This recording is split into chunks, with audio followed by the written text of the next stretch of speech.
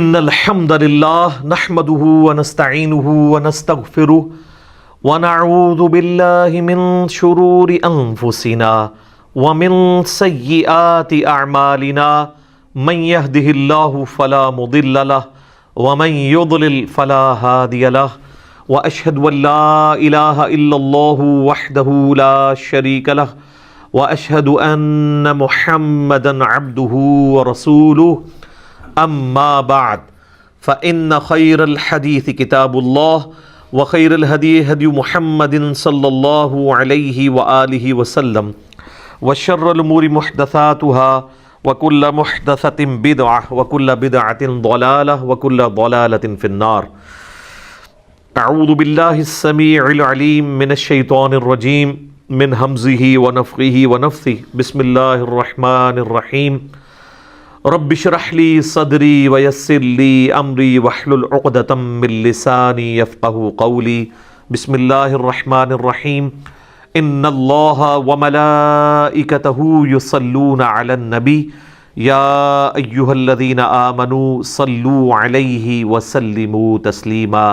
اللهم صل على محمد وعلى آل محمد كما صليت على ابراهيم وعلى آل ابراهيم انك حميد مجيد. اللهم بارك على محمد وعلى آل محمد كما باركت على إبراهيم وعلى آل إبراهيم إنك حميد مجيد. اللهم ربنا آتنا في الدنيا حسنة وفي الآخرة حسنة وقنا عذاب النار. ربنا آتنا من لدنك رحمة وهيئ لنا من أمرنا رشدا. لا الہ الا انت سبحانک انی کنت من الظالمین. حسبنا اللہ ونعم الوکیل. یا حی یا قیوم برحمتک استغیث ولا حول ولا قوة الا باللہ العلی العظیم. آمین. الحمدللہ آج 12 اپریل 2020 کی سنڈے والی قرآن کلاس نمبر 24 کی اسٹوڈیو ریکارڈنگ ہونے جا رہی ہے. آج انشاءاللہ تعالی ہم سورۃ البقرہ کی آیت نمبر 158 سے سٹارٹ لیں گے. اعوذ باللہ من الشیطان الرجیم. بسم اللہ الرحمن الرحیم. ان الصفا والمروۃ من شعائر اللہ. بے شک صفا اور مروہ اللہ تعالیٰ کی نشانیوں میں سے ہیں. یہ دو پہاڑیاں آج بھی مکے کے اندر موجود ہیں، اور حج اور عمرے کے دوران جب بھی سعی کی جاتی ہے تو صفا مروہ کے درمیان 7 چکر کاٹے جاتے ہیں. یعنی آپ صفا سے سٹارٹ کر کے مروہ تک آتے ہیں تو وہ ایک بنتا ہے، پھر مروہ سے واپس صفا آتے ہیں تو دوسرا، اس طریقے سے 7 بن جاتے ہیں.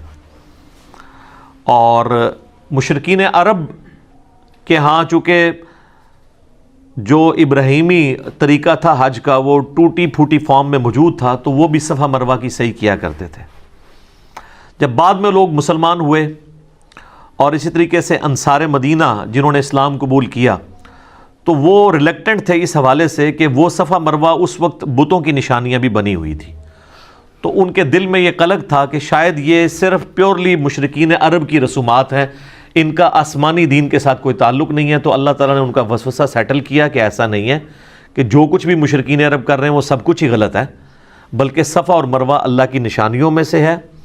اور اس کی ڈیٹیل ہمیں جو ہے وہ صحیح بخاری کے اندر تو اتنی تفصیل سے نہیں ملتا، لیکن اگر آپ تورات دیکھیں تو اس میں آپ کو ڈیٹیل ملے گی کہ جو سیدہ ہاجر تھیں، یہ ہاجرہ لفظ غلط ہے، یہ لفظ ہے ہاجر. سیدنا ابراہیم علیہ السلام کی جو دوسری بیوی تھی جن سے اسماعیل علیہ السلام پیدا ہوئے، انہوں نے یعنی اپنے بچے کے غم کے اندر صفا سے لے کے مروہ تک ان کے لیے پانی جب تلاش کیا اور کئی ایک چکر کاٹے، اور پھر اللہ تعالیٰ نے حضرت اسماعیل علیہ السلام کے پاس ایک پانی کا چشمہ جاری کر دیا، تو اسی کو زمزم کہا گیا. زمزم کا لفظ استعمال کیا سیدہ ہاجر رضی اللہ تعالیٰ عنہا و سلام اللہ علیہا نے. اس کا مطلب ہے یعنی رک جا، ٹھہر جا. تو ان کی اس یاد کے اندر اللہ تعالیٰ نے اس کو یعنی حصہ بنا دیا عمرے اور حج کا، صفا مروہ کی سعی کرنے کو. کیونکہ جب اس وقت صفا مروہ تھا تو یہ دو پہاڑیاں تھیں، تو ایک پہاڑی سے دوسری پہاڑی پہ چڑھتے ہوئے یا ایک سے دوسری پہ چڑھنے کے لیے اترتے ہوئے آپ کو خود بخود سپیڈ آپ کی زیادہ ہو جاتی ہے جب آپ اترائی کی طرف آتے ہیں۔ وقت گزرنے کے ساتھ ساتھ وہ وادی جو ہے وہ فل اپ ہونی شروع ہوئی، الٹیمیٹلی پھر وہ آلموسٹ اس وقت تو لیول پہ آ چکی ہے، لیکن پھر بھی صفا اور مروہ کی جو وہ پہاڑیاں ہیں، وہ چٹیل چٹانوں والے پہاڑ، اس کے کچھ حصے ابھی تک پریزرو ہیں، اس کے اوپر انہوں نے باقاعدہ جو ہے وہ ایک کیمیکل لگا کے اسے پریزرو کیا ہوا ہے، تو وہ ابھی بھی نظر آتے ہیں۔ بہرحال وہ چونکہ اترائی تھی تو اس دوران سیدہ ہاجر جو ہیں وہ تیزی سے وہاں سے گزری، کیونکہ اترائی سے تیزی سے گزرا جاتا ہے، تو نبی علیہ السلام نے اس سنت کو پھر جاری فرمایا کہ آپ علیہ السلام بھی صفا مروہ کے دوران اس جگہ پہ جب پہنچتے تھے تو وہ تیزی سے دوڑتے تھے۔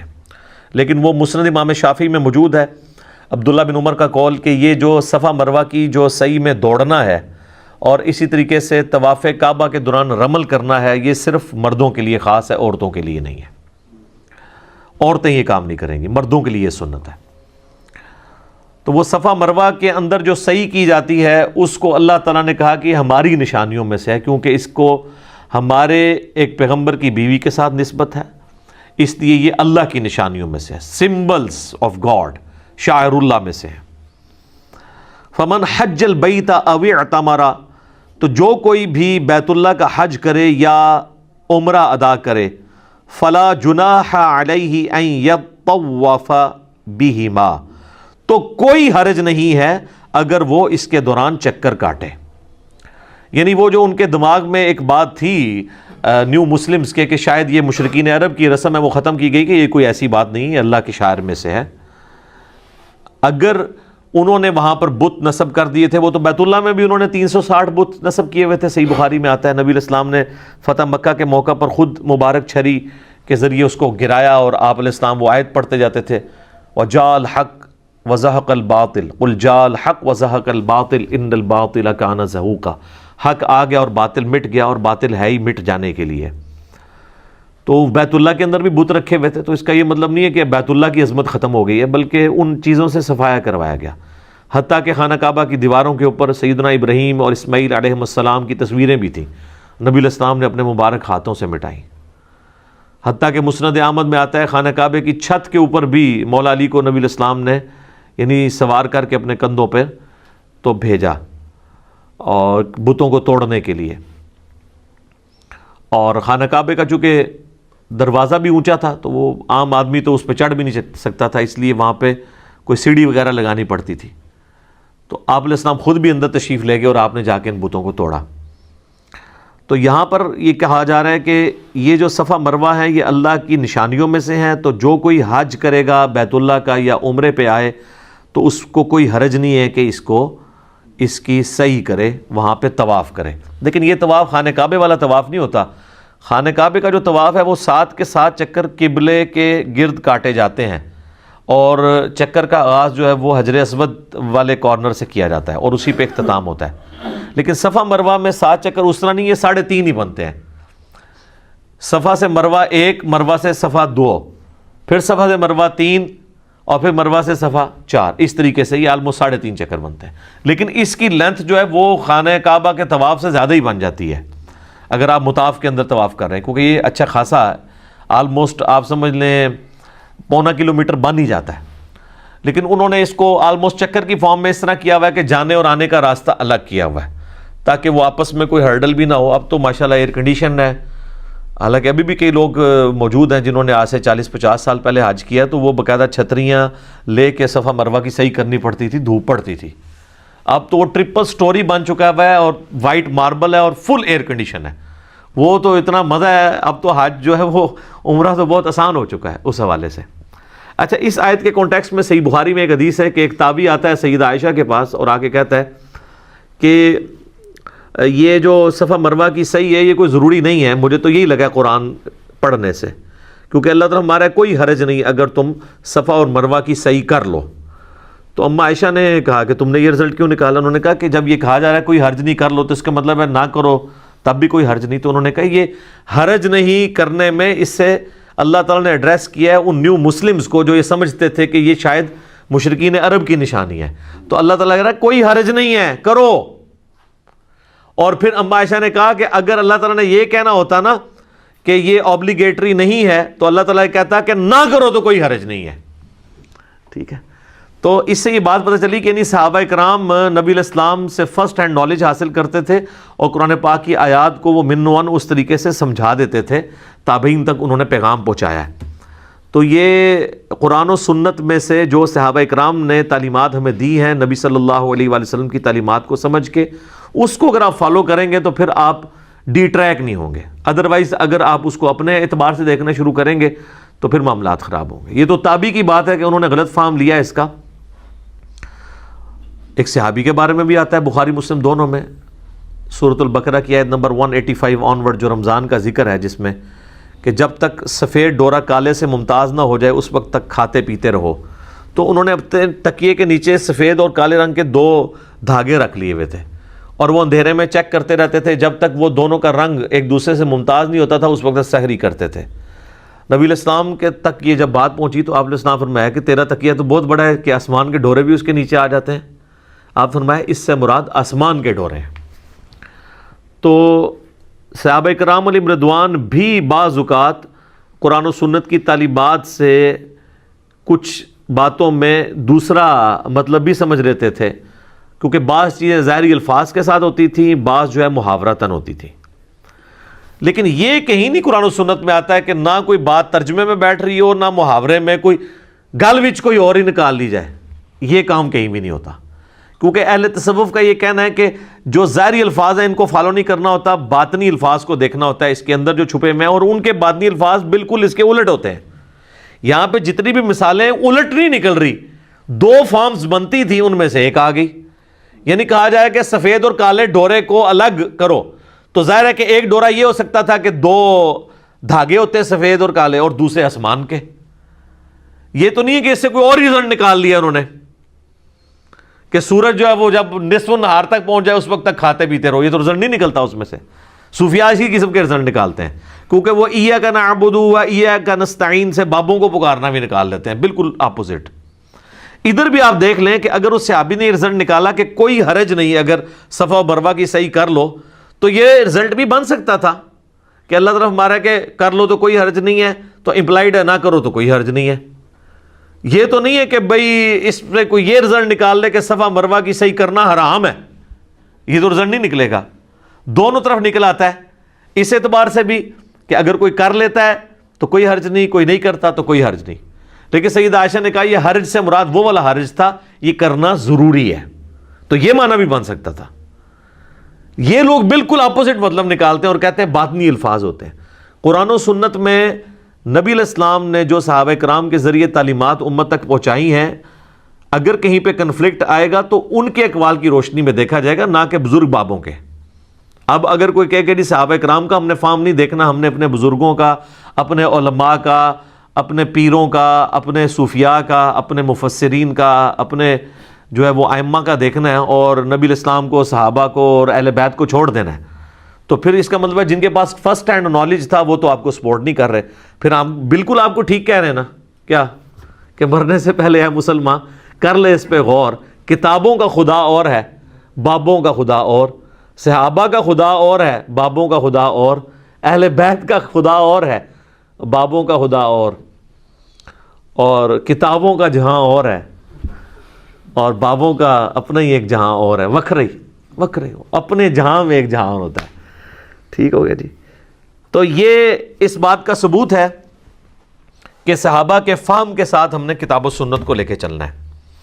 وَمَن تَطَوَّعَ خَيْرًا, اور جو کوئی خوشی سے نیکی کماتا ہے تو فَإِنَّ اللَّهَ شَاكِرٌ عَلِيمٌ, تو بے شک اللہ تعالیٰ بڑا قدردان ہے, علم والا ہے. یعنی صفا مروہ کی صحیح کرنا سنت ابراہیمی بھی ہے اور ثواب کا کام بھی ہے. اب میرے بھائیوں بڑی امپورٹنٹ آیت آ رہی ہے, سورۃ البقرہ کی آیت نمبر 159. یہ ہم نے اپنے کربلا والے ریسرچ پیپر پہ ٹائٹل پیج کے اوپر لگائی ہے کہ اللہ تبارک و تعالیٰ نے یہود و نصارہ کو اس بات کے اوپر گرفت کی ہے کہ یہ لوگ اپنی کتابوں میں آئے ہوئے حق کو چھپاتے تھے, اور ظاہر ہے اس میں جو گرفت ہے وہ علماء پہ ہے کہ وہ اپنی پبلک تک وہ بات نہیں پہنچنے دیتے تھے. تعویل خاص کے اعتبار سے تو اس سے مراد وہ پروفیسیز ہیں، وہ پیش گوئیاں ہیں جو اگلی الہامی کتابوں میں اللہ کے محبوب صلی اللہ علیہ وآلہ وسلم کے بارے میں موجود تھیں کہ پیغمبر آخر الزماں آئیں گے صلی اللہ علیہ وآلہ وسلم۔ ایون آج کے بھی جو اولڈ ٹیسٹمنٹ اور نیو ٹیسٹمنٹ میں وہ پروفیسیز موجود ہیں۔ میں نے کچھ کا ذکر تعارف قرآن والے جو 6 لیکچرز تھے ان کے اندر کیا ہے، آج میں اس ڈیٹیل میں نہیں جاتا۔ اصل میں اس یونیورسل ٹروتھ کو سمجھیں کہ اللہ تعالیٰ کو اس معاملے میں کتنا غصہ آتا ہے، جلال آتا ہے ان لوگوں پر جو لوگوں سے حق چھپاتے ہیں، چاہے وہ اس کو کوئی بھی نام دیں کہ جی وہ امت کے وسیع تر مفاد میں کیا جا رہا ہے۔ میرے بھائی، انڈیا، پاکستان، بنگلہ دیش میں لوگوں نے امت کے وسیع تر مفاد میں ہی بخاری مسلم کی رفع الیدین والی حدیثیں چھپائی ہوئی تھی، کیونکہ وہ کہتے تھے یہاں پہ بابوں نے آ کے آلریڈی فقہ حنفی کو اسٹیبلش کر دیا ہے۔ اب اگر ہم بخاری مسلم سے نماز کا طریقہ بتائیں گے تو جب بنیادی رکن نماز ہی چیلنج ہو جائے گی تو وہ کہیں گے یہ تمہارے بزرگ ہمیں کیا کروا کے گئے ہیں، تو بہتر یہ ہے کہ اس کا ترجمہ ہی نہ کرو، اور اگر ترجمہ کرنا بھی ہے عوام الناس کے ہاتھ میں نہ لگنے دو۔ اور وہ اب آپ دیکھ لیں رزلٹ کہ جب ترجمہ ہوا ہے 1920 میں، تو اب یہ 2020 آلموسٹ 100 سال ہوئے ہیں، تو ہر معاملہ تل پٹ ہو گیا ہے۔ یعنی فقہ حنفی اور ان کے علماء اور ان کے بزرگ اور ان کی کٹر فالوئنگ جو بھی ہے وہ بھی منہ چھپاتے پھر رہے ہیں، اور حتیٰ کہ یہ حال ہو گیا کہ ان کی اپنی نسلیں جو ہیں وہ ریورٹ ہو رہی ہیں۔ ہم سے تو سارے لوگ رابطہ کرتے ہیں خاندانی طور پہ، جو لوگ یعنی علماء دیوبند یا بریلوی علماء کی اولادوں میں سے ہیں، اس خاندان سے تعلق رکھنے والے لوگ ہیں، وہ ریورٹ ہو رہے ہیں کہ یار یہ ہمارے لوگ کیا کہانیاں کروا کے گئے ہیں۔ تو پوری نیک نیتی کے ساتھ انہوں نے آپ کے ساتھ جو کام ڈالا تھا نا، وہ اپنی زوم میں بالکل ٹھیک ڈالا تھا، اپنے زوم میں۔ ہاں، قرآن کے روح سے تو وہ لعنت کے مستحق ہوئے ہیں اس سچ کو چھپا کے۔ اس کے ثبوت میں یہ آیت ہے، ان الذین یکتمون ما انزلنا من البینات، بے شک وہ لوگ جو چھپا لیتے ہیں ان روشن دلیلوں میں سے جو ہم نے نازل کی ہیں، والہدا، اور ہدایت کی باتیں، من بعد ما بیناہ للناس، بعد اس کے کہ ہم نے کھول کر بیان کر دیا ہے اسے لوگوں کے لیے، فی الکتاب، اپنی کتاب میں۔ یعنی یہاں پہ ظاہر کتاب سے مراد جو ہے وہ اولڈ ٹیسٹمنٹ اور نیو ٹیسٹمنٹ ہے، یعنی تورات، انجیل، زبور، وہ ساری کتابیں ہیں، صحائف۔ لیکن ظاہر یہ اللہ تعالیٰ نے یونیورسل ٹروتھ کے طور پہ چیز بتائی ہے۔ یہ قرآن کی آیات آفاقی ہیں، جسے فٹ اسے گفٹ۔ اولئک یلعنہم اللہ ویلعنہم اللاعنون، ایسے لوگ جو حق کو چھپا لیتے ہیں ان پر اللہ کی لعنت اور تمام لعنت کرنے والوں کی لعنت ہے۔ استغفر اللہ واتوب الیہ من کل ذنب واتوب الیہ الا الذین تابوا، ہاں ان میں سے جو لوگ توبہ کی روش اختیار کر لیں گے، واصلحوا، اور اپنی اصلاح کر لیں گے۔ اور صرف توبہ اور اصلاح سے کام نہیں چلے گا کہ یار میں نے جو حق چھپایا ہوا تھا میں توبہ کرتا ہوں، نہیں، بتانا بھی ہوگا کیا چھپایا تھا۔ وَبَيَّنُوا، اور بیان بھی کر دے جو کچھ اس نے چھپایا ہوا تھا۔ یعنی بخاری مسلم سے وہ رفع الیدین کی حدیثیں بھی بتا دے، اور رفع الیدین کرنے والے جو ہے نا وہ آل امیہ کی بدماشیوں پہ جو روایتیں ہیں نا وہ بھی بتا دیں، تب ان کی توبہ قبول ہونی ہے، ادروائز وہ بھی لعنتی ٹھہریں گے۔ یعنی جتنا بڑا جرم یہ ہے نا کہ کوئی شخص رفع الیدین کی حدیثیں چھپائے، اتنا ہی بڑا جرم نبی علیہ السلام کی ان پروفیسیز کو دیکھیں۔ مشرکین عرب نے اگلی کتابوں میں جو پروفیسیز نازل ہوئی تھی ان کو چھپایا، تو اللہ نے کہا لعنتی۔ تو جو رسول اللہ پہ نازل ہوئی پروفیسیز کو چھپائے وہ اس سے بڑا لعنتی، کیونکہ رسول اللہ کی وہ چھپا رہا ہے نا۔ اور پھر اس سے بڑی بات رسول اللہ کا ماننے والا بھی ہو وہ بھی پروفیسیز چھپائے گا تو لعنتی۔ آپ بتائیں دلائل النبوہ ایک ٹاپک ہے، صحیح بخاری میں بھی ایک چیپٹر ہے علامات النبوہ، نبوت کی علامتیں، مشکات کی 30 جلد میں بھی اس نام سے ایک چیپٹر ہے۔ یہ ٹرم استعمال ہوتی ہے دلائل النبوہ اور علامات النبوہ، یہ دو ٹرمز استعمال ہوتی ہیں۔ نبی علیہ السلام کی وہ خبریں جن کی بنیاد پہ ہم یہ کلیم کرتے ہیں کہ آپ صلی اللہ علیہ وآلہ وسلم اللہ کے پیغمبر ہیں، کہ آپ نے اپنی زندگی میں مستقبل میں ہونے والے جو واقعات بتائے اور وہ اس طریقے سے پورے ہو گئے۔ کچھ پروفیسیز تو قرآن میں بھی آئی ہیں، جس طرح سورہ الروم کا آغاز ہی اس سے ہوتا ہے کہ وہ پرشین امپائر نے شکست دے دی تھی ایک بیٹل فیلڈ میں رومن امپائر کو، اور اس پہ مشرکین عرب بڑے خوش ہوئے۔ انہوں نے کہا کہ وہ بھی آسمانی مذہب کے ماننے والے ہیں، عیسائی، رومن امپائر، ان کو شکست ہوئی ہے، تو اینالوجی انہوں نے یہ بنائی. اور پرشین جو ہیں وہ چونکہ آسمانی مذاہب کو نہیں مانتے، وہ آتش پرست ہیں، تو یہاں پہ بھی ہم بت پرست ہیں، تو ہم بھی مسلمانوں کو جو آسمانی مذہب کے ماننے والے ہیں شکست دے دیں گے. تو اللہ تعالیٰ نے کہا نا، ان قریب، بضع سنین، عربی میں بضع سنین کہتے ہیں 9 سال کے اندر اندر، حد 9 سال. رومن امپائر جو ہے وہ دوبارہ پرشین امپائر پہ غالب آ جائے گی، اور اس وقت مسلمان خوشیاں منا رہے ہوں گے.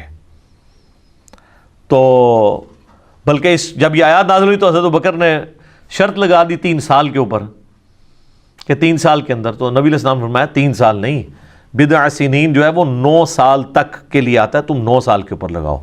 اس وقت شرط لگانا جائز تھا، اور وہ جیت بھی گئے پھر شرط، حضرت ابوبکر صدیق رضی اللہ عنہ کو. واقعی پھر فتح بھی ہو گئی. یہ تو خیر اس وقت تو یہ لوگ یہ دیکھ رہے تھے کہ یار، وہ دیکھتے تھے کہ جناب رومن اور پرشین کی آپس میں ٹسل ہو رہی ہیں، ایک دوسرے پہ غالب آتا ہے، دوسرا اس پہ غالب آتا ہے. یہ تو ظاہر تماشائیوں کے طور پہ دیکھ رہے تھے نا مسلمان.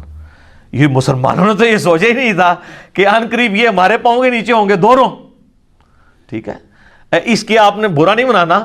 ایک وقت ہم بریلوی دیوبندیوں کے مناظرے دیکھا کرتے تھے کہ یار یہاں پہ بریلوی غالب آ گئے، یہاں پہ دیوبندی غالب آ گئے، یہاں پہ اہل حدیث آگے نکل گئے، یہاں پہ شیعہ نکل گئے، ادھر وہ پیچھے رہ گیا. یہ تو ہم نے سوچا ہی نہیں تھا کہ یہ سارے کے سارے جو ہیں وہ ہماری اس دعوت حق کے سامنے ڈھیر ہوئے ہوں گے. آپ دیکھ لیں کس طرح ڈھیر ہوئے ہیں. یعنی میں تو جب یہ چیزیں دیکھتا ہوں تو مجھے بالکل نظر آتا ہے کہ یار ہم تو بڑی ان کو حسرت کے ساتھ دیکھ رہے ہوتے تھے کہ یار اچھا یہاں اس کی دلیل مضبوط ہے. یہ تو پتہ ہی نہیں تھا کہ سارے لمبے پہ آ جان گے. پہن کے نہیں، یرموک اور قادسیہ انہوں نے بھی ہوئی ہے کہ نہیں؟ الحمدللہ. تو یہ پروفیسیز نبی علیہ السلام کی قرآن میں بھی کئی ایک ہیں جو پوری ہوئی ہیں. پھر قرآن میں بار بار جو چیز آئی ہے، هو الذی ارسل رسولہ بالہدی ودین الحق لیظہرہ علی الدین کلہ. یہ جب پروفیسی دی جا رہی تھی کہ غلبہ حاصل ہوگا، تو غلبہ تو مشرکین عرب پہ تو نبی علیہ السلام کی مبارک زندگی میں ہوا، لیکن آپ کی وفات کے بعد غلبہ رومن اور پرشینز کے اوپر بھی ہوا، اور یہ نبی علیہ السلام کی پروفیسیز پوری ہوئیں اسی طریقے سے. اگر آپ کی زندگی میں ہوتی تو اپنی زندگی میں تو بڑے بڑے جنگجو آئے اور انہوں نے بڑی بڑی حکومتیں اسٹیبلش کی. سکندر اعظم بھی آیا نبی علیہ السلام سے بہت پہلے. آپ علیہ السلام کے بہت بعد چنگیز خان آیا جس نے سلطنت عباسیہ الٹ دی. لیکن نبی علیہ السلام ایک جنگجو نہیں تھے بلکہ ایک پیغمبر تھے. اور وہ فرق کہاں سے ہمیں ظاہر ہوتا ہے؟ نمبر 1 چیز ہے دلائل النبوہ اور علامات النبوہ، کہ نبی علیہ السلام ایسی پیش گوئیاں کر کے گئے ہیں جو من ون اس طریقے سے پوری ہوئی ہیں. بخاری مسلم میں حدیث ہے کہ ان قریب کیسر جو ہے وہ ختم ہو جائے گا، قیامت تک کوئی کیسر روم پھر نہیں ہوگا، ہمیشہ کے لیے رومن امپائر ختم ہو جائے گی. یہ بہت بڑی پروفیسی ہے. ان قریب جو ہے وہ کسرا ختم ہوگا ایران کا، قیامت تک کوئی کسرا نہیں ہوگا. دیکھ لیں سر 1500 سال ہو گئے ہیں، کوئی دوبارہ امپائر، بلکہ اب تو امپائر بننے کے چانس ہی ختم ہو گئے. اب تو ملک بن چکے ہیں، اب تو نیا کانسیپٹ، ملکوں کا کانسیپٹ آ گیا. تو نبی علیہ السلام جب یہ باتیں فرما رہے تھے اس وقت تو غیب کی چیزیں تھیں، آج تو ہم دیکھ سکتے ہیں ظاہر ہو چکی ہیں. یہ چیز یہ ثابت کرتی ہے کہ آپ اللہ کے پیغمبر ہیں. اسی ٹاپک کو محدثین کہتے ہیں دلائل النبوہ، دلائل النبوہ یا علامات النبوہ. امام بیہقی نے آلموسٹ 3500 احادیث اسی ٹاپک پہ جمع کی ہیں. اس کا نام ہی انہوں نے رکھا ہے دلائل النبوہ. اچھا، یہ لفظ نبوہ ہے، نون کے اوپر پیش ہے، زبر نہیں ہے. اردو میں ہر چل جاتا ہے لیکن عربی میں اصل میں یہ لفظ نبوت ہے. تو ختم نبوت لفظ ہوگا، نبوت نہیں ہے. نون پہ بھی پیش اور با پہ بھی پیش. تو دلائل النبوہ جو کتاب ہے 3500 احادیث ہیں، اس میں انہوں نے ثابت کیا کہ نبی علیہ السلام نے کون کون سی پیش گوئیاں کی. اور سر وہ تو اس وقت تک تھیں، یہ تو 5ویں صدی ہجری میں لکھی گئی ہے. اس میں کئی ایک پیش گوئیاں وہ ہیں جو اس کتاب کے بعد پوری ہوئی ہیں، جو آج ہم ویریفائی کر سکتے ہیں. مثلا تاتاریوں کے ساتھ جو مسلمانوں کی جنگیں ہیں، جس پہ بخاری مسلم میں حدیث ہے کہ ان قریب تم ایسے لوگوں سے قتال کرو گے جو چپٹے چہرے والے ہوں گے، موٹے ناک والے، ڈھال کی مانند، وہ سارے چائنیز جو ہوتے ہیں. تو یہ حدیثیں بخاری مسلم میں تو موجود تھیں، لیکن یہ پروفیسی تو آ کے 8ویں صدی کے اندر آ کے پوری ہو رہی ہیں. تو اس وقت مسلمانوں تو نہیں سوچا تھا کہ یہ ہوگا سارا معاملہ. تو یہ دلائل النبوہ، نبی علیہ السلام کی جو نبوت کی خبریں ہیں، یہ اس بات کا ثبوت ہے کہ آپ اللہ کے پیغمبر ہیں. کیونکہ کسی اور جنگجو نے کبھی یہ پیش گوئی نہیں کی ہے کہ میرے بعد یہ ہوگا اور وہ اس طریقے سے ہو جائے. یہ آپ کو دوسرے جنگجوؤں سے ممتاز کرتی ہے۔ نمبر 2، جتنے بھی جنگجو آئے انہوں نے کوئی سسٹم نہیں دیا اپنے فالوورز کو، وہ انہوں نے حکومتیں بنائی، قبضہ کیا، اپنی ریٹ اسٹیبلش کی، چلے گئے، پیچھے ان کے لوگ لڑتے مرتے رہے۔ لیکن نبی الاسلام ایک سسٹم دے کے گئے، اور اس سسٹم کی برکات ہے کہ باقی سارے انقلاب وقت کے ساتھ ختم ہو گئے، لیکن نبی الاسلام کا انقلاب آج بھی گلی گلی موجود ہے۔ دنیا میں 1.5 ارب لوگ ہیں جو اس پیغمبر کے ماننے والے ہیں۔ دنیا کا کوئی ملک نہیں جہاں پر نماز نہ پڑھی جاتی ہو۔ کوئی چنگیز خان کا ماننے والا، کوئی سکندر اعظم کا ماننے والا، کوئی دکھائیں دنیا میں کہیں ہے؟ یہ وہ انقلاب ہے جو انقلاب، حالانکہ اس انقلاب کے بعد بھی آپس میں خانہ جنگی ہوئی مسلمانوں میں، لیکن اس چیز کے اوپر سب کا یونانیمسلی ایگریمنٹ رہا کہ اللہ، رسول، قرآن، آخرت، وہ سارا کچھ چلتا رہا۔ تو یہ آپ کو ممتاز کرتا ہے۔ جو لوگ کہتے ہیں نا کہ اسلام تلوار کے زور پہ پھیلا ہے، تو یہ بہت بڑا ڈیفرنس ہے جو بتاتا ہے کہ نبی الاسلام کی تلوار ویسی تلوار نہیں تھی۔ وہ تو تلوار ظاہر ہے بدماشوں کو اکھاڑنے کے لیے اللہ تعالیٰ نے پھر تلوار ان پہ مسلط کی۔ اسلام نے اس دور جدید کو جو تخلیق کیا ہے، جو وحید الدین خان صاحب کی کتاب ہے انڈین اسکالر کی، اسلام دور جدید کا خالق، اس کا ٹاپک ہی یہی ہے کہ یہ رومن اور پرشین امپائر کو اکھاڑنے کے لیے ایک دفعہ تو سرجری کرنی پڑنی تھی، تو سرجری میں نشتر تو چلانا پڑتا ہے، اور پھر اس چیز کو اسٹیبلش کیا اللہ تعالیٰ نے۔ تو یہ دلائل النبوہ ہے۔ تو نبی علیہ السلام نے اپنے ماننے والوں کو یہ چیزیں بتائیں، تو یہ وہ باتیں جن کی بنیاد پہ آپ نبی علیہ السلام کا نبی ہونا کلیم کرتے ہیں۔ یعنی نبی علیہ السلام کی نبوت کی سب سے بڑی دلیل آپ کی پروفیسیز ہیں، چاہے وہ قرآن میں ہو چاہے سنت کے اندر موجود ہو۔ اب اگر کوئی شخص یہ کہے کہ حضور علیہ السلام کی نبوت جن بنیادوں پہ ثابت ہوتی ہے ان حدیثوں کو بیان کرنا ہی جرم ہے، تو اس کا مطلب کیا ہے کہ وہ رسول اللہ کا پکا گستاخ ہے اور نبی علیہ السلام کا دشمن ہے، آپ کی نبوت کا دشمن ہے، پلس وہ آپ کو یہ بتانا چاہتا ہے کہ وہ نبی علیہ السلام سے زیادہ سمجھدار ہے، کیونکہ نبی علیہ السلام نے جو اپنی امت کو غیب کی خبریں بتائی ہیں کہ یہ ہوگا، اور اس کی بنیاد پہ آپ نے نبی کو نبی کلیم کیا، وہ شخص آپ کو کہنا چاہ رہا ہے کہ نبی علیہ السلام کو یہ باتیں نہیں کرنی چاہیے تھی، تو اس کا تو ایمان ہی سٹیک پہ لگ جائے گا۔ تو یہی تو ہمارا جھگڑا ہے کہ صحیح بخاری کے اندر یہ حدیث ہے 2812، عمار کو ایک باغی جماعت قتل کرے گی، عمار ان کو اللہ اور جنت کی طرف بلائے گا اور وہ جماعت دوزخ کی طرف بلائے گی۔ اس حدیث کے کم از کم 8 طرق امام بیہقی نے دلائل النبوہ میں لی ہیں، اور کہا کہ دیکھو نبی علیہ السلام نے پہلے ہی کہا تھا کہ عمار کو باغی جماعت قتل کرے گی، اور یہ چیز پوری ہوئی۔ یہ اس بات کا ثبوت ہے کہ اللہ کے نبی جو ہیں ان کو وحی کی تائید حاصل تھی اور وہ اللہ کے پیغمبر ہیں۔ اور آپ کو یہ کہانی کرائی جا رہی ہے کہ یہ حدیثیں آپ چھپا لو تاکہ آل امیہ کے اوپر پردہ پڑا رہے، مولا علی کی کہانی چھپی رہے لوگوں پہ۔ تو اللہ کے فضل سے ہم نے یہ جو کربلا والا ریسرچ پیپر لکھا ہے، واقعہ کربلا کا حقیقی پس منظر 72 صحیح الاسناد احادیث کی روشنی میں، جس میں 200 روایتیں میں نے جمع کی ہیں، ahlsunnatpak.com سے آپ ڈاؤن لوڈ کریں۔ اردو میں بھی ہے، عربی میں بھی ہے، انگلش میں بھی، ہندی میں بھی۔ مین سٹریم کی کتاب میں اکثر بخاری مسلم سے احادیث ہیں، اور ادر دین بخاری مسلم میں کوئی ایک حدیث بھی ایسی نہیں ہے جس پہ دور حاضر کے بڑے بڑے محدثین، چاہے وہ شیخ البانی ہوں، شیخ زبیر لیزئی ہوں، شیخ شعیب آرنوت ہوں، رحمہم اللہ اجمعین، ان کی تحکیم نہ لگی ہوئی ہو۔ تو ہم نے بھی اس لعنت سے بچنے کے لیے سب کچھ کیا کہ ہم ان باتوں کو امت تک پہنچائیں، اور اس کو سپورٹیو حدیث بھی ہے جامعہ ترمذی میں، سنن ابی داؤد میں، سنن ابن ماجہ میں، اور مشکات میں بھی کتاب العلم والے چیپٹر میں، کہ جس شخص سے دنیا میں کوئی علم کی بات پوچھی گئی اور اسے وہ معلوم تھی، اس کے باوجود اس نے چھپا لی، تو قیامت والے دن آگ کی لگام اس کے منہ میں ڈال دی جائے گی کہ یہ وہ شخص ہے جس نے حق بات چھپائی تھی۔ اور آپ سارے مفسرین کی تفسیریں اٹھائیں، ابن کثیر کو اٹھا لیں، تبری کو اٹھا لیں، سب لوگ جب یہ آیت آتی ہے نا 159 البقرہ کی، تو یہ حدیث کوٹ کرتے ہیں وہ ترمذی کی کہ حق چھپانے والے کے منہ میں لگام ڈالی جائے گی۔ ان میں سے خیر کئی خود بھی ایسے ہوتے ہیں جو خود بھی یہ کام کر رہے ہوتے ہیں، لیکن وہ بات یہ بتا رہے ہوتے ہیں کہ جو یہ کرے گا اس کے ساتھ یہ حرکت ہو جائے گی، قیامت والے دن اللہ کا عذاب اس کے اوپر آ جائے گا۔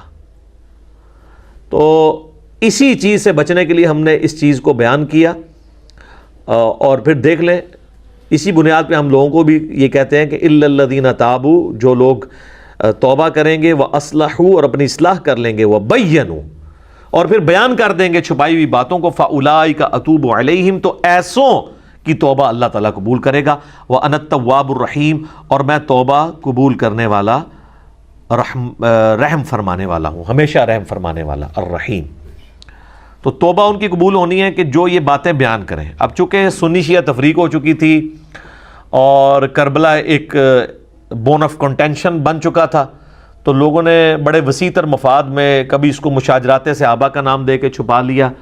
حالانکہ یہ مشاجرات صحابہ تھے تو پھر دلائل النبوہ میں کیوں تھے؟ وہاں سے بھی نکال دیے جاتے اور نہ بتایا جاتا لوگوں کو. تو یہ ایک آڑ لی گئی مشاجرات صحابہ کی. تو مشاجرات صحابہ میں حضرت علی رضی اللہ تعالیٰ عنہ علیہ السلام کے مخالفین کو تو یہ لے کے آتے ہیں. جب حضرت عثمان غنی رضی اللہ تعالیٰ عنہ کی شہادت کا معاملہ آتا ہے تو وہاں پہ ان کو مشاجرات صحابہ بھول جاتا ہے. وہاں پہ وہ کہتے ہیں باغی, فتنہ پرور لوگ. حالانکہ دوسری طرف وہاں پہ بھی صحابہ ہی تھے. ہم اس معاملے میں بھی حضرت عثمان کے ساتھ ہیں, جس طرح یہاں مولا علی کے ساتھ کھڑے ہیں جنگ جمل صفین اور نہروان کے اوپر. تو یہ بڑی دو نمبری ہے کہ آپ ایک معاملے کے اندر تو مشاجرات کا نام لے کے اسے ٹال دیں اور دوسری جگہ آپ آ کے جو ہے وہ اس کو یوز کرنا شروع کر دیں. ایک جگہ تو آپ وہ حدیث کوٹ کر لیں ابو داؤد ترمذی ابن ماجہ کی, علیکم بسنتی و سنت الخلفاء الراشدین المہدیین, تم پر میری سنت اور میرے خلفاء راشدین کی سنت لازم ہے, اور دین میں نئی نئی بدعتوں سے بچنا, اور میری اور میرے خلفاء راشدین کی سنت کو داڑھوں کے ساتھ مضبوطی سے پکڑ لینا. تو ہم پھر بار بار یہ پوچھتے ہیں کہ یہ حدیث آپ حضرت عثمان تک تو لے کے آتے ہیں, جب حضرت علی کی باری آتی ہے تو آپ کہتے ہیں باتیں ڈسکس نہیں ہونی چاہیے, تو حضرت علی کے خلیفہ راشد نہیں ہیں. تو اس کو وہ پنجابی کہنے میٹھا میٹھا ہپا تے کوڑا کوڑا تھو تھو. تو اللہ کا شکر ہے کہ ہماری دعوت حق سے جہاں پہ ہم نے قرآن کی توحید کو بیان کیا, جو غدیر خم پہ نبی الاسلام نے ہمیں قرآن اور اہل بیت دو چیزیں دی تھیں, صحیح مسلم میں اوپر ترے 4 حدیث 6225 سے 6228 تک. تو اس پلیٹ فارم سے الحمدللہ قرآن کی توحید بھی بیان ہوئی اور اہل بیت کا دفاع بھی ہوا ہے. بعض لوگ جو ہیں وہ آدھے غدیر خم پہ کھڑے ہیں, وہ توحید کو لے کے بیٹھے ہیں, اہل بیت کا نام آتے ہی ان کو جناب مصیبت پڑ جاتی ہے. اور بعض لوگ صرف اہل بیت کا نام لے کے چل رہے ہیں اور قرآن کی توحید کا نام سنتے ہی ان کے ماتھے پہ بل آنا شروع ہو جاتا ہے. یہ وہ پلیٹ فارم ہے جہاں سے پورے کا پورا دین بیان ہو رہا ہے. باقی سب لوگ آدھی آدھی باتیں, افتؤمنون ببعض الکتاب وتکفرون ببعض, کتاب کے کچھ حصے کو مانتے ہیں کچھ کو چھوڑتے ہیں. تو اللہ نے فرمایا ایسے لوگوں کی پھر جزا یہ دنیا میں ذلت اور رسوائی, اور آخرت میں بڑے عذاب کی طرف انہیں جھونکا جائے گا. اللہم اجرنا من النار, آمین. ان الذین کفروا وماتوا وہم کفار, بے شک وہ لوگ جو کہ کفر اختیار کرتے ہیں اور وہ مر جاتے ہیں اس حال میں کہ وہ کفر ہی پر ہوتے ہیں. اولئک علیہم لعنت اللہ والملائکۃ والناس اجمعین, ایسے لوگوں پر اللہ کی لعنت, اللہ کے فرشتوں کی لعنت اور ساری انسانیت کی لعنت. خالدین فیہا, وہ رہیں گے ہمیشہ ہمیش اس دوزخ میں. لا یخفف عنہم العذاب, ان سے وہ عذاب ہلکا نہیں کیا جائے گا. ولا هم ينظرون, اور نہ ہی انہیں کوئی مہلت دی جائے گی. تو یہ کافروں کے بارے میں کیٹاگوریکل ڈیسیژن آ گیا, لیکن یہ اس کافر کے بارے میں ہے جو توبہ کے بغیر مر گیا. اگر موت کے غرغرے سے پہلے توبہ کر لی تو جامع ترمذی میں حدیث ہے کہ موت کے غرغرے سے پہلے پہلے اللہ توبہ قبول کر لیتا ہے. اور سورہ الفرقان کی آیت نمبر 70 میں آیا ہے کہ جو لوگ دنیا کی زندگی میں شرک سے توبہ کر لیں گے, اللہ تعالیٰ ان کے گناہوں کو بھی نیکیوں سے بدل دے گا اگر وہ پکی توبہ کر لیتے ہیں, بشرطے کہ ان کی توبہ درست ہو. ایک پاکستانی توبہ ہے نا, اور ایک اللہ کے نزدیک توبہ ہے. اللہ کے نزدیک خالی خلی توبہ کوئی شے نہیں ہے. اللہ کے نزدیک توبہ ہے اصلاح کے ساتھ. میرا یوٹیوب کے اوپر ایک کلپ بھی ہے, اللہ کی رحمت سے دھوکہ, اس میں میں نے اس آیت کو بریف کیا تھا چونکہ یہ کریٹیکل آیت ہے. یہ نکال لیں سورہ النحل کی آیت نمبر, سورہ نحل جو ہے وہ پارہ نمبر 14 میں آخری صورت ہے, بالکل اینڈ پہ جا کے نا یہ آیت آئے گی جس میں اللہ تعالیٰ نے اپنا اصول بیان کیا ہے کہ اللہ تعالیٰ نے توبہ کس کی قبول کرنی ہے.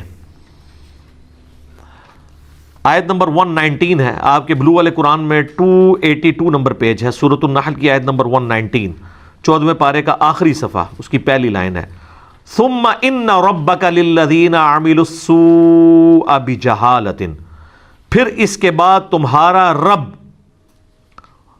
ان لوگوں کے حق میں جو کہ گناہ کر لیتے ہیں جہالت کے اندر. ثم تابوا, اور اس کے بعد پھر توبہ کر لیتے ہیں، من بعد ذالک، اس گناہ کے ہونے کے بعد، وَأَصْلَحُوا، اور اپنی اصلاح بھی کر لیتے ہیں۔ یہ اصلاح کا ذکر تو سورۃ البقرہ کی آیت نمبر 159 میں بھی آیا تھا، ان ربک من بعدہا، بے شک تیرا رب اس کے بعد ان کے حق میں لغفور الرحیم، ضرور بالضرور بخشش فرمانے والا، مہربان ہوگا۔ کس کے حق کے اندر؟ جو لوگ جہالت میں گناہ کر بیٹھے ہیں، اس کے بعد وہ فوراً توبہ کر لیں اور اپنی اصلاح بھی کر لیں، اس کے بعد معاف کرے گا۔ ہمارے لوگ کہتے ہیں نہیں، صرف توبہ سے ہی معافی ہو جائے گی۔ یا ایھا الذین آمنوا توبوا الی اللہ توبۃ نصوحا، اے ایمان والو اللہ کی طرف ایسی توبہ کرو جو آگے کو نصیحت ہو جائے۔ وَإِلَٰهُكُمْ إِلَٰهٌ وَاحِدٌ، اور تمہارا معبود تو ایک ہے، اکیلا، یکتا، لا الہ الا ہو، کوئی نہیں معبود سوائے اس کے، الرحمن الرحیم، اس کی رحمت ٹھاٹھے مارتے ہوئے سمندر کی مانند ہے، اور الرحیم، اس میں دوام بھی ہے۔ سمندر میں تو کبھی کبھی طغیانی آتی ہے نا، پھر ٹھنڈا ہو جاتا ہے۔ اللہ کی رحمت کا جو سمندر ہے نا، اس میں کبھی بھی کمزوری نہیں آتی، وہ ہمیشہ ٹھاٹھے مارتے ہوئے سمندر کی طرح ہے۔ الرحمن بھی ہے اور الرحیم میں بھی، یہ دونوں کوالٹیز ہیں اس کی۔ اچھا، یہ جو آیت نمبر ہے نا جی، سورہ البقرہ کی آیت نمبر 162 163، وَإِلَٰهُكُمْ إِلَٰهٌ وَاحِدٌ، ابو داؤد و ترمذی میں حدیث ہے، نبی علیہ السلام نے فرمایا کہ اللہ تعالیٰ کا جو اسماء اعظم ہے نا، وہ قرآن حکیم کی 2 آیات کے اندر ہے۔ ایک آیت آپ نے سورہ البقرہ کی یہ آیت پڑھی، وَإِلَٰهُكُمْ إِلَٰهٌ وَاحِدٌ لَا إِلَٰهَ إِلَّا هُوَ الرَّحْمَٰنُ الرَّحِيمُ، اور دوسرا ہے سورہ آل عمران کی شروع کی آیت پڑھی، الف لام میم اللہ لا الہ الا هو الحی القیوم۔ اور پھر آپ علیہ السلام نے فرمایا کہ اللہ کے جو اسماء اعظم ہیں، یعنی جس کے ذریعے اللہ کی طرف دعا کی جائے تو اللہ تعالیٰ محروم نہیں لوٹاتا، وہ ان 2 آیات کے اندر ہے۔ آپ علیہ السلام نے یعنی اس کو اسپیسیفائی نہیں کیا، لیکن ظاہر ہے جو اللہ کے نام آ رہے ہیں وہی اسماء اعظم ہیں، الرحمن، الرحیم، یا حی یا قیوم، یہ دونوں اس میں آتے ہیں، اور یہ الرحمن الرحیم یہاں پہ۔ اس لیے آپ دیکھتے ہیں میں جب کبھی بھی دعا کرواتا ہوں تو وہ جو جامع ترمذی میں حدیث ہے کہ پہلے اللہ کی حمد بیان کرو، اس کے بعد دروشی پڑھو، اور پھر اللہ سے مانگو، تو پھر اللہ تعالیٰ تمہاری دعا قبول کرے گا۔ تو میں ہمیشہ اسماء اعظم جو پڑھ رہا ہوتا ہوں اس میں یہ 2 آیات بھی پڑھتا ہوں، سورہ البقرہ کی آیت نمبر 163 اور سورہ آل عمران کی شروع کی آیات، وَإِلَٰهُكُمْ إِلَٰهٌ وَاحِدٌ لَا الہ الا هو الرحمن الرحیم الف لام میم اللہ لا الہ الا هو الحی القیوم۔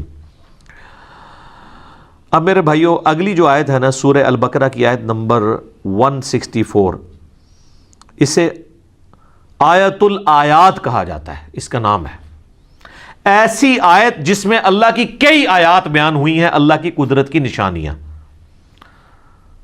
سائنز آف گاڈ، ایک نہیں بے شمار۔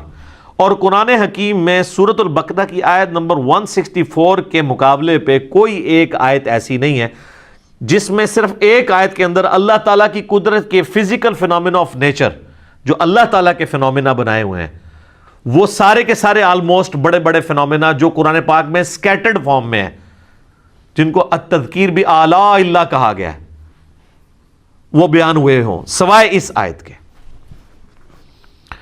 ان فی خلق السماوات والارض، بے شک آسمانوں اور زمین کی تخلیق میں، واختلاف اللیل والنہار، اور رات اور دن کے آنے جانے میں، والفلک التی تجری فی البحر، اور کشتیوں کے، جہازوں کے سمندروں میں چلنے میں، بما ینفع الناس، جو کہ لوگوں کے نفع کے لیے چلتی ہیں، یعنی وہاں سے سی فوڈ جو ہے وہ شکار کیا جاتا ہے۔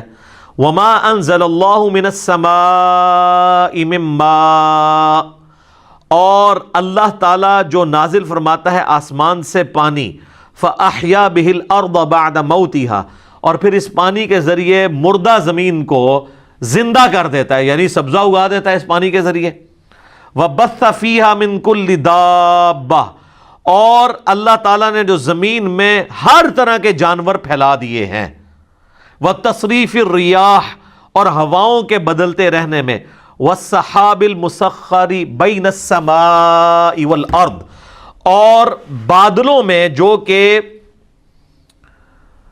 اللہ تعالیٰ کے حکم کے پابند ہیں، آسمان اور زمین کے اندر جو سسپینڈڈ ہیں بادل، لآیات لقوم یعقلون، اس کے اندر اللہ تعالیٰ نے آیات رکھی ہیں ان لوگوں کے لیے جو اپنی عقل استعمال کرتے ہیں۔ دیکھ لیں کتنی نشانیاں اللہ تعالیٰ کی قدرت کی اس میں گنوائی گئی ہیں۔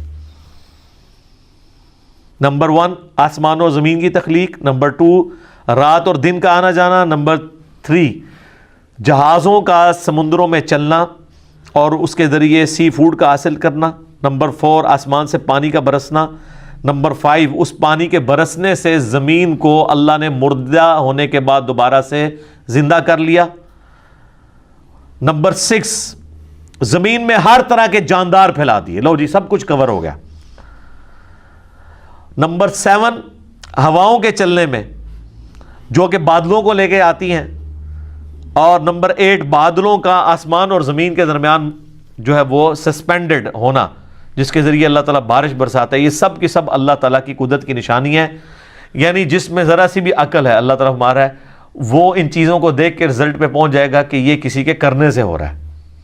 God is the only explanation of all the physical phenomena in this universe۔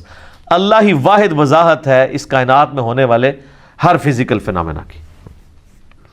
تو اب جس اللہ کی یہ کوالٹیز ہیں اس کے مقابلے پہ اگر کسی اور کے ساتھ وہ چیزیں وابستہ کر دی جائیں تو اس سے بڑا کوئی جرم نہیں ہو سکتا، اور یہی اللہ اس چیز کا حقدار ہے کہ اس کے ساتھ شدید محبت کی جائے، دلی محبت آخری درجے کی، جو کسی اور مخلوق کے ساتھ نہیں ہو سکتی۔ تو اللہ تعالیٰ اب ایک کرائٹیریا پھر اس حوالے سے ڈسکس کر رہے ہیں، وَمِنَ النَّاسِ مَن يَتَّخِذُ مِن دُونِ اللَّهِ، اور لوگوں میں ایسے لوگ بھی ہیں، ایسے بدبخت لوگ ہیں جنہوں نے اللہ کے سوا اور ہستیوں کو پکڑ لیا ہے، اندادًا يُحِبُّونَهُمْ كَحُبِّ اللَّهِ، اللہ کے مقابلے پہ انہیں اپنا ند مان لیا ہے، مد مقابل، اور ان سے ویسی محبت کرتے ہیں جیسی اللہ سے کرنی چاہیے تھی۔ اللہ اکبر۔ یہ آیات پڑھی جاتی ہے نا تو لوگ سمجھتے ہیں شاید یہ مشرکین عرب کے بارے میں نازل ہوئی تھی۔ تو مشرکین عرب اگر اس جرم کے اوپر مجرم ہے اللہ کے حضور، تو آج بھی جو لوگ یہ کر رہے ہیں وہ بھی اسی طریقے سے مجرم ہیں۔ اور آپ کو آج مسلمانوں میں اکثریت ایسے لوگوں کی نظر آئے گی جو اگر آپ ان سے حلفیہ بیان لیں تو وہ کبھی یہ نہیں کہیں گے کہ ہم اللہ سے بڑھ کے کسی سے محبت کرتے ہیں، لیکن ان کا ایٹیچیوڈ یہی ہے۔ وہ آپ کو کبھی شعر سنائیں گے، اللہ اللہ کیے جانے سے اللہ نہ ملے گا، اللہ والے ہیں جو اللہ سے ملا دیتے ہیں، اور اللہ والے ان کو کہہ رہے ہوتے ہیں جو اپنی عبادت کروا رہے ہوتے ہیں۔ اگر اللہ والے سے مراد یہ رسول اللہ کو، صحابہ اور اہل بیت کو لیں تو ہم ان کے ساتھ ہیں، لیکن آپ کو پتہ ان کو نہیں لیتے کیونکہ وہ تو ولی نہیں تھے نا، ولی تو بعد میں ہوتے ہیں، وہ اللہ والے ان کو کہہ رہے ہوتے ہیں جن سے تجوید سے اگر آپ نماز سنیں تو نہیں سنا سکتے، اور ترجمہ تو بھول ہی جائیں کہ وہ سنا سکتے ہیں۔ ہاں وہ یہ کر سکتے ہیں کہ سجے پاسے اسلام پھیرے تھے سارے حافظ ہو گئے، کھبے پاسے پھیرے تھے سارے ناظرہ ہو گئے، وہ کہتے ہیں نا جی پیچھے نیت کی۔ تو میں کہتا ہوں جن بزرگوں کے بارے میں آپ کا ایک کلیم ہے نا، اگر آج بھی اس طرح کہتے ہیں نا جی دنیا اولیاء سے خالی نہیں ہے، آج بھی اولیاء کو لیں، وہ تجوید کے ساتھ آپ کو سنا نہیں سکتے، وہ آپ کو سنت اذکار نہیں بتا سکتے صبح و شام کے جو نبی علیہ السلام نے تعلیم فرمایا ہے۔ فرض نماز کے بعد کہ آپ کو 2-3 اذکار بتائیں گے، 17 نہیں بتا سکتے، ان کی تربیت ہی وہ نہیں ہوئی ہے۔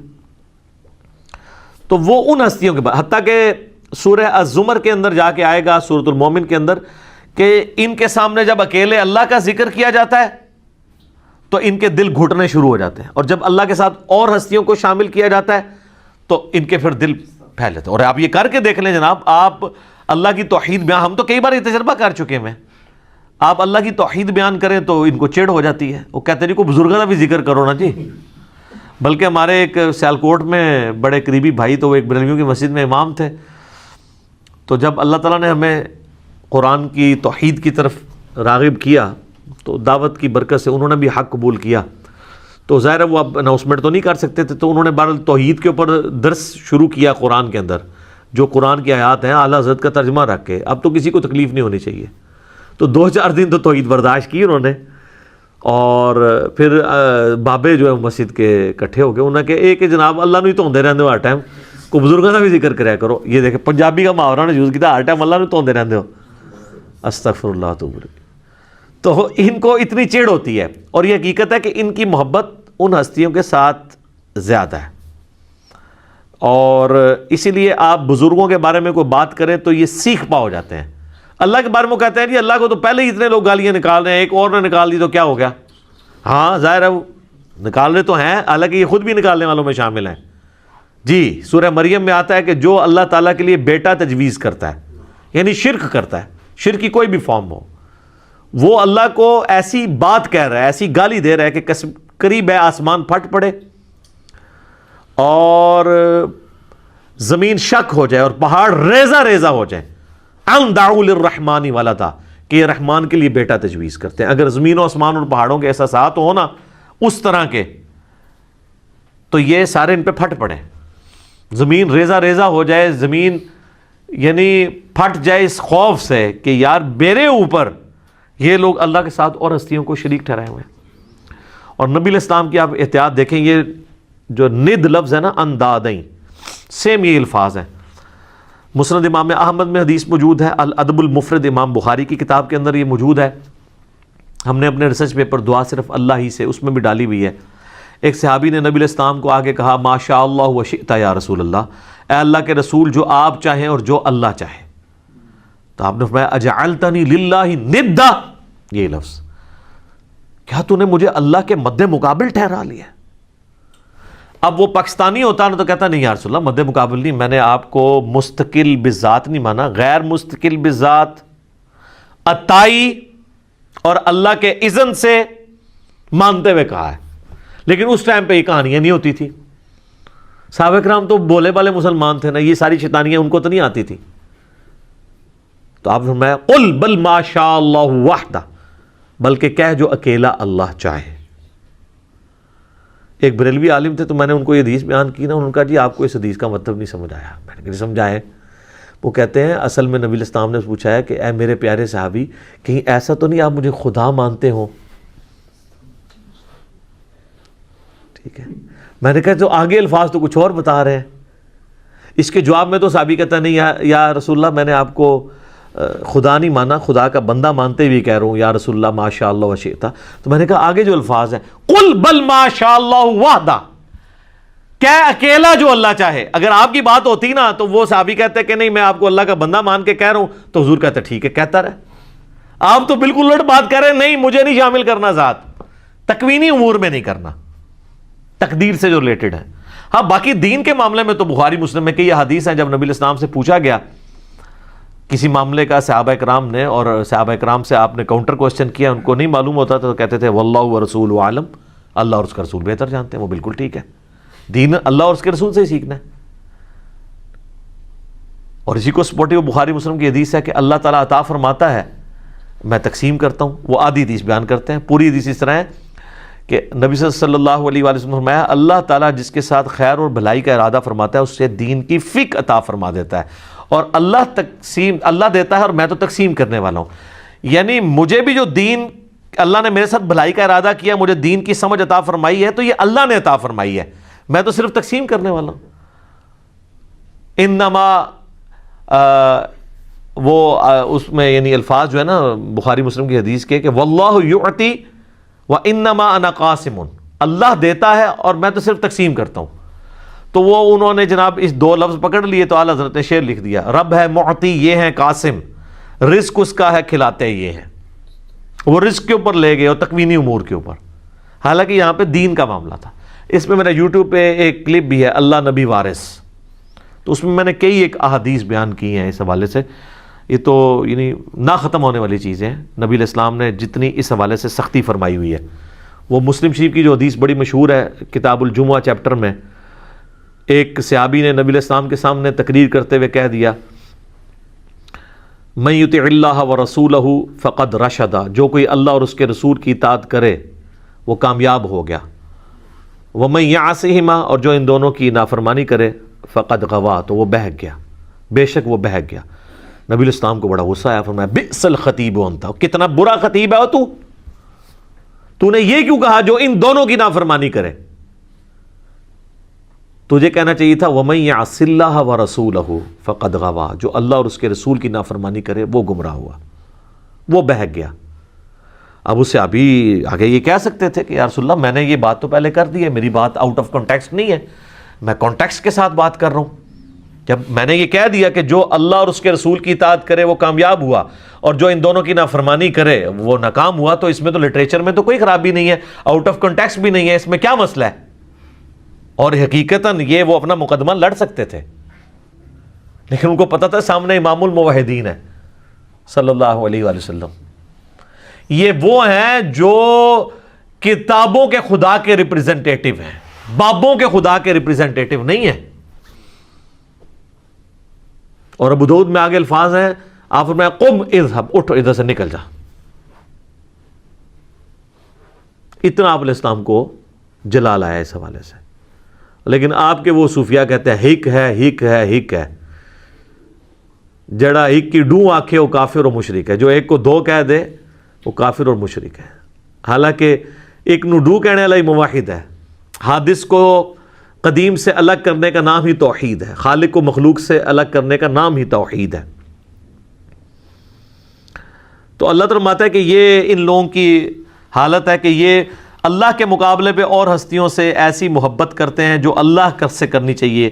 والذین آمنوا، اور جو لوگ ایمان والے ہیں، اشد حبا للہ، ان کی تو شدید ترین محبت اللہ کے ساتھ ہوتی ہے، اور اس لیول کی محبت ہوتی ہے کہ جامعہ ترمذی میں حدیث ہے، نبی علیہ السلام نے فرمایا کہ اللہ تعالیٰ سے محبت کرو کہ اس نے تمہیں نعمتوں سے نوازا ہے، اور مجھ سے اس لیے محبت کرو کہ میں اللہ کا رسول ہوں،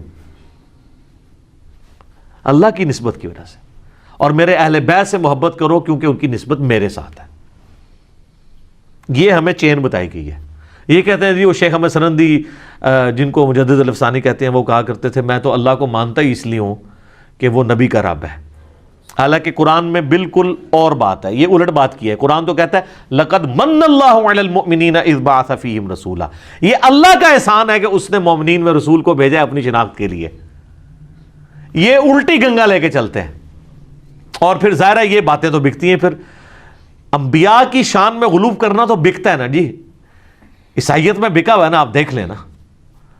تو اللہ تعالیٰ نے ایک مخلوق کا معاملہ ہی ایسا رکھا ہے کہ یہ اگر امتحان نہ ہو مخلوق کی کوالٹیز کا تو اللہ کے ساتھ کوئی اور شریک ہی نہ ٹھہرایا جائے کسی کو، تو اسی لیے لوگ پھر شریک ٹھہراتے ہیں نا۔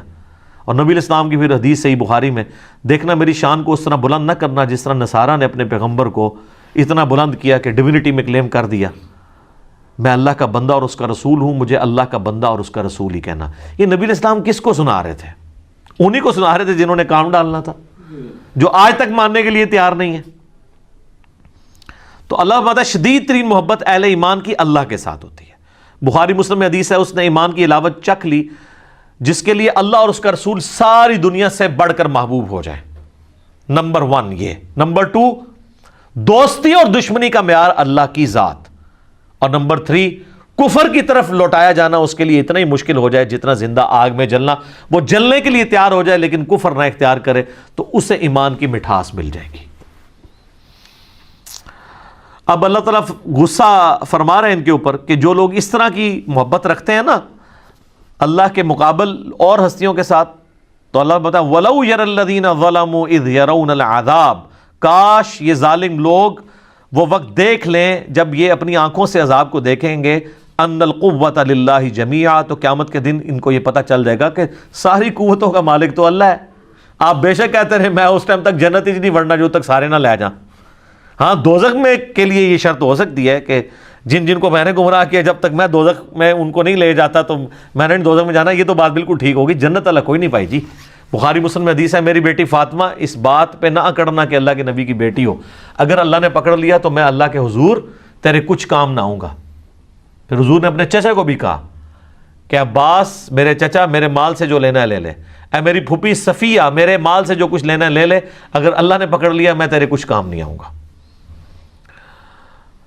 وَأَنَّ اللَّهَ شَدِيدُ الْعَذَابِ، اور بے شک اللہ تعالی عذاب دینے میں بہت سخت ہے۔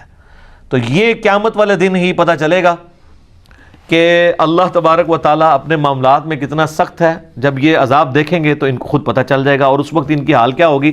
ابھی تو یہ بابوں کے نعرے مار رہے ہیں نا، ادھر انہوں نے کہنا یا اللہ بابا نو پہلے جڑا نا چونک دو زخیش، وہ کیسے اذ تبرأ الذین تُبِعُوا مِنَ الَّذِينَ اتَّبَعُوا، جب بیزار ہو جائیں گے وہ لوگ جن کی تابعداری کی گئی ان سے جو تابعداری کرتے رہے. ظاہر ہے وہ بیچارے کیا کریں گے، ادھر تو دنیا میں لیڈر بنے ہوئے تھے، کہتے تھے ساڑھے مرید ہو جاؤ تو جنت میں لے جائیں گے. تو اللہ تمہارا یہ سارے جو بزرگ بابے ہیں نا وہ اپنے مریدوں کہیں گے بھائی اپنا اپنا پر ہی نبھاؤ، سانو تو اپنی فکر پئی ہے آج. جب وہ عذاب دیکھیں گے وَتَقَطَّعَتْ بِهِمُ الْأَسْبَابُ، ان کے سارے تعلقات آپس میں ٹوٹ جائیں گے، پیری مریدی ختم، بیعت ٹوٹ جائے گی، تجدید بیعت بھی نہیں ہو سکتی. وَقَالَ الَّذِينَ اتَّبَعُوا، تو پھر جب وہ یہ مرید یہ دیکھیں گے نا جو اتباع کرنے والے تھے، وہ کہیں گے لَوْ أَنَّ لَنَا كَرَّةً، کاش ہم دنیا میں ایک دفعہ دوبارہ چلے جانا، پھر تو پوچھ لیں گے تسی تاڑے نعرے مار مار کے تو چندے دے دے کے. فَنَتَبَرَّأَ مِنْهُمْ كَمَا تَبَرَّؤُوا مِنَّا، تو ہم بھی تم سے بیزاری دنیا میں ظاہر کریں گے جس طرح آج تم ہم سے بیزار ہو رہے ہو نا. اگر دنیا میں دوبارہ جانا نصیب ہو جائے نا تو ہم اب دنیا میں گئے نا تو ہم انجینئر صاحب کی ویڈیوز ہی دیکھا کریں گے. ظاہر ہے یہ نعرہ کون لگا رہا ہے کہ نہ میں وہابی نہ میں بابی، میں ہوں مسلم علمی کتابی. بابوں سے لانے برات کون کروا رہا ہے؟ جو نبی علیہ السلام کی مبارک دعوت کو لے کے چل رہا ہے اور آپ سے ریکویسٹ کرتا ہے کہ مرنے سے پہلے اے مسلمان کر لے اس پہ غور، کتابوں کا خدا اور ہے، بابوں کا خدا اور. اچھا وہ یہ کہیں گے یار یہ تو کافروں کے بارے میں آیات ہے. ان سے صرف ایک معصومانہ سوال کریں کہ یہ بتائیے، ہم لوگوں سے یہ کرتے تھے کہ یہ بتائیں کہ یہ جو آیات ہے اس میں غلام احمد قادیانی فال کرے گا کہ نہیں؟ کہ جو قادیانی ہیں وہ قیامت والے دن جب غلام احمد قادیانی کہے گا آج تو میں خود عذاب میں جا رہا ہوں، میں تمہارا کیا کروں، تو قادیانی یہ کہیں گے کہ کاش ہم دنیا میں چلے جائیں تو ہم بھی تجھ سے لانے میں. کہتے ہیں بالکل کریں گے. تو ہم کہتے ہیں غلام احمد قادیانی تو قرآن کے نزول کے 1300 سال بعد آیا ہے، تو اس میں تو نہیں ذکر، یہ تو مشرکین عرب کے بارے میں آیات ہے. تو وہ کہیں گے نہیں مسئلہ یہ ہے کہ جو بھی کرے گا تو آڑے نہیں کرتے. ہم کوئی بات کر دیں کہ اللہ کے فضل سے ہم نے یہ بات سمجھائی ہے بڑے اعتماد کے، کہتے ہیں میں کرتا ہے وہ آپ کے، تو میں کہتے ہیں کہ سارے اولیاء کی گردن پہ میرا پاؤں، آپ کہتے ہیں سبحان اللہ، حالانکہ آپ کہنا چاہیے لعنت اللہ. کبھی ابو بکر صدیق نے کہا سارے صحابہ کی گردن پہ میرا پاؤں ہے؟ اتنے متکبرانہ جملے کے اوپر سبحان اللہ کہنا چاہیے؟ شیخ عبد القادر کی طرف جھوٹ منسوب ہے، ہم نہیں کہتے انہوں نے کہا ہوگا. اگر انہوں نے کہا تو وہ پھر اولیاء اللہ نہیں ہوں گے، اور اگر اولیاء اللہ میں سے ہیں تو وہ اتنے تکبر کے ساتھ نہیں بول سکتے. تو وہ کہیں گے آج ہم دنیا میں اگر کاش ہمیں واپس اللہ بھیج دینا ہم بھی اس طرح تبرہ کریں گے. یہ تبرہ لفظی سے نا اعلان برات، ٹھیک ہے، تبرہ کریں گے جس طرح آج تم کر رہے ہو. کذالک یریہم اللہ اعمالہم حسرات، یوں ہی اللہ تعالیٰ ان کے برے اعمال ان کے سامنے کر دے گا اس حال میں کہ وہ پشیمانی میں ہوں گے. علیہم ان کے لیے، وما ہم بخارجین من النار، والعیاذ باللہ تعالی، اور وہ کسی صورت آگ سے نکل نہیں پائیں گے. اللہم اجرنا من النار، اللہم انی اعوذ بک من عذاب جہنم ومن عذاب القبر ومن فتنة المحیا والممات ومن شر فتنة المسیح الدجال ربنا اصرف عنا عذاب جہنم ان عذابها کان غراما. آمین. تو یہ دیکھ لیں یہ آخرت میں یہ کچھ ہونا ہے.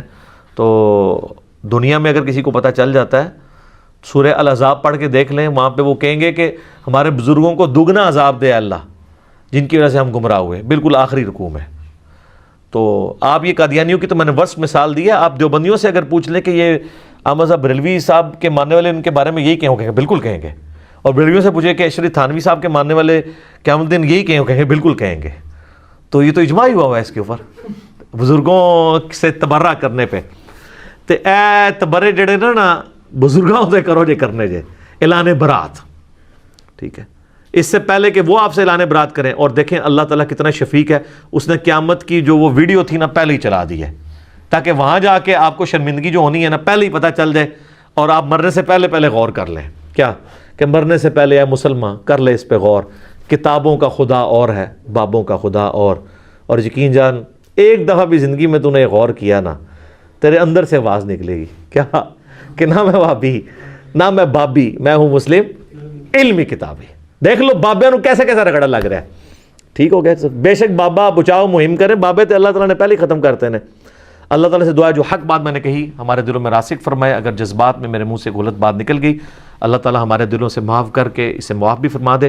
سبحانک اللہم و بحمدک اشہد ان لا الہ الا انت استغفرک و اتوب الیک وما علینا الا البلاغ المبین. جزاکم اللہ.